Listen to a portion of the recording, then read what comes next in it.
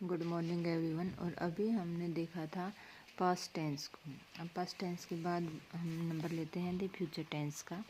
Simple future tense, देखिए simple future tense है, इसमें कौन कौन सी कंडीशंस होती हैं। तो सिंपल फ्यूचर टेंस को हिंदी में सामान्य भविष्यकाल कहते हैं। अब इसमें मुख्य रूप से हम कौन कौन सी कंडीशंस हैं जिनके थ्रू हम सिंपल फ्यूचर टेंस का यूज कर सकते हैं। तो नंबर 1 के ऊपर है सामान्य भविष्यकाल का प्रयोग उन वस्तुओं के बारे में बात करने के लिए होता है जिन्हें हम नियंत्रित नहीं कर सकते हैं, अर्थात जो चीज़ें हमारे नियंत्रण में नहीं होती हैं और जो भविष्य में घटित होने वाली होती हैं उनके लिए हम बात करते हैं। आई सेल बी 20 नेक्स्ट सैटरडे, मैं 20 वर्ष का हो जाऊंगा कब? अगले सैटरडे को, अगले संडे को। तो ये बात हमारे नियंत्रण में नहीं है, नेक्स्ट सैटरडे है, इसीलिए हम सिंपल फ्यूचर टेंस का यूज करेंगे। We will know our exam result in May, हम हमारा जो एग्ज़ाम का रिजल्ट है वो मई में मिलेगा या मई में जान पाएंगे या देखेंगे।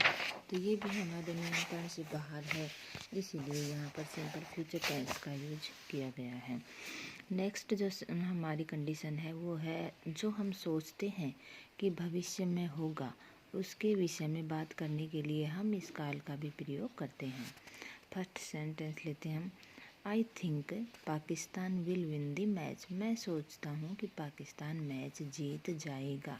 तो ये हमारे हाथ में थोड़ा ना है और ये अभी जीता भी नहीं है, यानी फ्यूचर की बात कर रहा है, भविष्य की। तो इसीलिए यहाँ पर सिंपल फ्यूचर टेंस का यूज किया जाएगा। I am sure Helen will get A first class, तो कह रहा है कि मैं निश्चय ही कह सकता हूँ कि जो हेलन है वो फर्स्ट क्लास में है। थर्ड जो सिचुएशन है वो है जब हम बात कहने के समय कुछ करने का निर्णय करते हैं, मतलब कि हम बात भी कर रहे हैं और कुछ कह भी रहे हैं, इसीलिए इस टेंस का यूज करेंगे। It is raining I will take an umbrella, it is raining I will take an umbrella, बारिश भी है और इसीलिए वो छाता लेकर आई हैं। Mister Sinha is very busy at the moment, all right I will wait, क्या कह रहे हैं, जो मिस्टर सिन्हा है वो इस समय बिजी हैं, तो कह रहा है कि ठीक है मैं उनका वेट इंतज़ार करूँगा। तो इसीलिए यहाँ पर सिंपल फ्यूचर टेंस का यूज है।